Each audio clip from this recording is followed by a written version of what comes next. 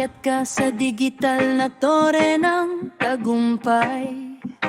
May mga taong naging hagdan kahit sila'y naiwan sa ibaba ng buhay. Habang hinahabol mo ang notifications at mga pangarap, may mga pusong tahimik na nagbantay sa bawat mong pagharap.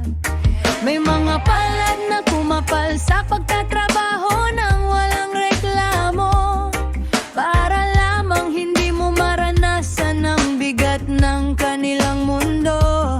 May mga gabing sila ang nilamon ng pangamba at pagod, habang ikaw ay payapang natutulog sa ilalim ng kanilang pagkukop.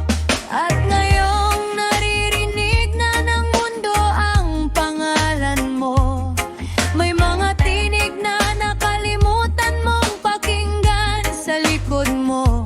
Bago mo isipin, sarili mo lang ang dahilan ng lahat. Alalahanin mong may mga taong naging ugat. Lumingon ka, huwag puro pasulong.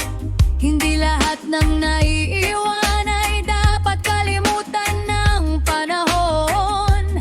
Lumingon ka, baka may matang naghihintay ng isang simpleng kumusta bago tuluyang mapawi. Kahit ang asong tumatakbo sa malayong direksyon, lumingon pa rin sa bahay na naging kanlungan. Ikaw pa kayang may alaala at pusong marunong magmahal? Bakit tila naliligaw sa kinang ng kasalukuyan? Hindi lahat ng bayani ay laman ng balita o social media.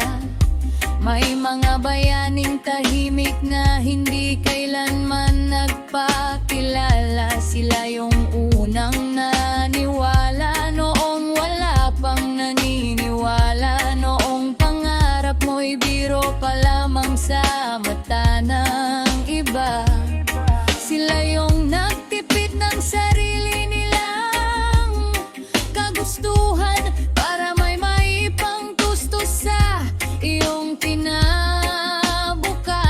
Habang abala ka sa pagbuo ng personal noong pangalan, unti-unti naman silang nawawala sa iyong kamalayan. Nakakalungkot sa panahon ng mabilis na koneksyon.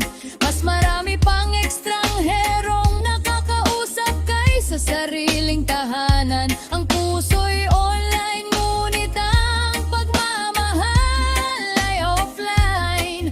Kaya maraming yakap ang nauubusan ng oras at buhay. Lumingon ka, huwag puro pasulong. Hindi lahat ng naiiwan ay dapat kalimutan ng panahon. Lumingon ka, baka may matang naghihintay ng isang simpleng kumusta bago tuluyang mapawi. Kahit ang asong tumatakbo sa malayong direksyon, lumingon pa rin sa bahay na naging kanlungan. Ikaw pa kayang may alaala at pusong marunong magmahal? Bakit tila naliligaw sa kinang ng kasalukuyan?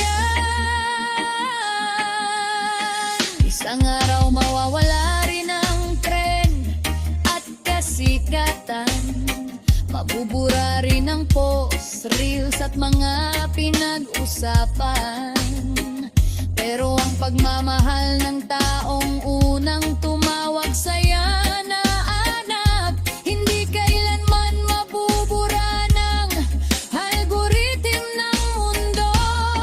Pagdating ng araw na tahimik na ang paligid at wala nang palakpak